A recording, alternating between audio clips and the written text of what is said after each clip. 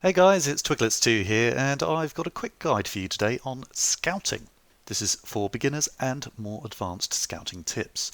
If you're brand new to the game, the best thing you can do is go straight to your scout and select the Auto Explore option. Easy as that. He will wander around automatically, leaving you to focus on building up your cities. He's a professional after all, so you may as well let him crack on. I've got an example of this running in the background, sped up so you can see how the scout performs on his own. While we watch him whiz around the map, let's take a second to explore why scouting is important. Firstly, it reveals surrounding terrain, choke points, water, and resources such as wood and metal, which are all really important factors in where your city is going to go next. Next up is removing the fog of war, providing information on the enemy. What does their opening strategy look like? Are they going to rush you? That sort of thing. Next up is a seriously important one, finding rare resources. You must do this as soon as possible and get a merchant on there, as those bonuses are enough to decide who is going to win the game. But you've got to get out there and find them.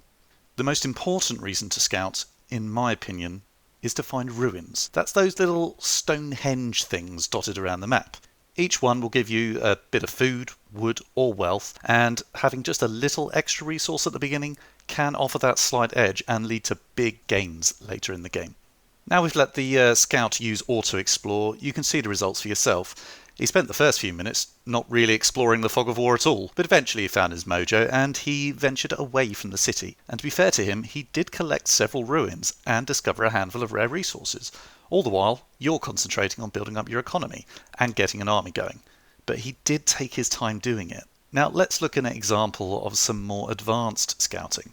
The first thing you'll notice is I'm setting up waypoints telling the scout where to go. Just hold the shift key and click on the map or the mini-map to set a specific course for him. That'll get him straight into revealing the fog of war for you and generally be more efficient. The next thing you'll notice is I'm also using villagers to scout using the same waypoint method. So what are the benefits to this? Ultimately, it's faster and more efficient than Auto Scout, covering more ground and hopefully discovering more rare resources and ruins before the enemy does. But you have to divide your attention between building your nation and checking your scouts aren't sitting idly. They have a tendency to walk straight past ruins without collecting them, but fortunately once a ruin has been seen, it pops up as a little white square on the minimap, so keep an eye out for these and divert your scouts accordingly.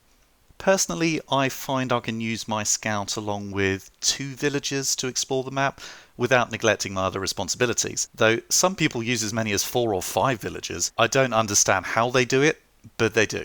There must just be machines or something. As with everything in this game, it's a balance.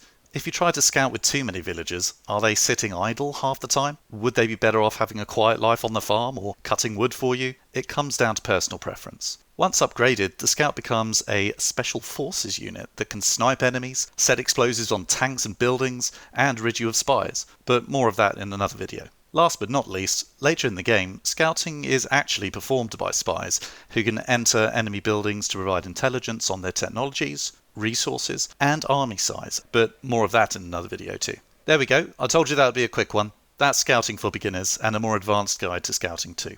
Enjoy your newfound scouting skills. I hope this video helps. As always, please feel free to like, dislike, and subscribe at your leisure.